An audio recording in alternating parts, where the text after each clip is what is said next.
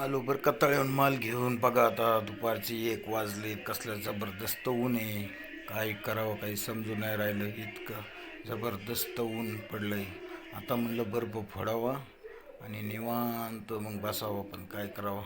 Light बी आली होती, light बी गेली ती. पण आता मी लाईट आल्यानंतर बर्फ फोडायला सुरुवात केली. बर्फ फोडून टाकून राहिलो. बघा कसं माझी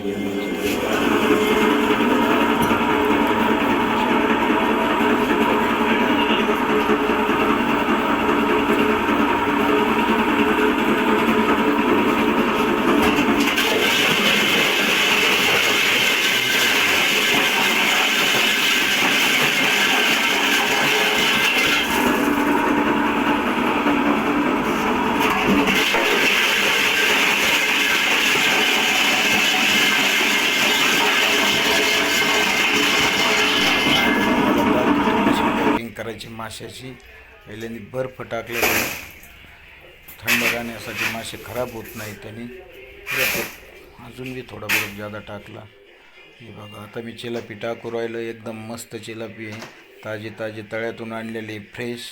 आणि तिला एकदम मस्तपैकी बर्फात ठेवायची आणि जेणेकरून ती खराब होणार नाही, म्हणून आपण तिला बर्फात ठेवू राहिलो. बर्फ टाकल्यानंतर ती थंड राहील आणि संध्याकाळी दुकान लावायला एकदम फ्रेश ताजा माल विक्रीसाठी आपण आज दुकानावर घेऊन जाणार आहोत.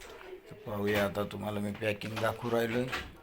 आमचे कॅमेरामॅन बी उन्हात थकल्यावानी झालेले आहेत, पाहू राहिलेत. हे पहा हलवा मासा, खायला एकदम टेस्टी, एकच काटा, सुंदर असा हलवा. आणि हा आपल्याकडे दुसरा मासा आहे पंकज, आणि चोपडा. आपल्या इकडे याला चोपडा म्हणतात. तो पण मी आता एकदम मस्त ताजा तळ्यातून आणलेला आहे. गावरान चोपडा आहे, मस्त असा खाण्यासाठी. अशा प्रकारची आमची दररोजची पॅकिंग असते. पॅकिंग करून 4 वाजता दुकान लावायचं. ते का परत दाखवतो तुम्हाला. बघा कसा दिसतो, एकच नंबर मोठा. ही मरळ, ही बी खाण्यासाठी एकदम आयुर्वेदिक. आणि अशा प्रकारे फिश सेंटर हे आपल्या दुकानात लावलेली माहिती.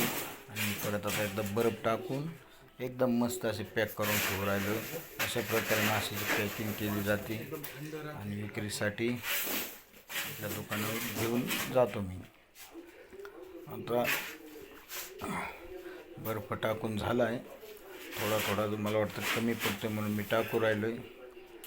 आणि पहा आता मी त्याच्यामध्ये पूर्ण बर्फाने झाकून टाकले, जेणेकरून थंड राहते. आणि अशा प्रकारे माशाची पॅकिंग केली जाते. मित्रांनो, तुम्हाला कसं वाटतं आहे, कसं आहे, कमेंटमध्ये सांगा.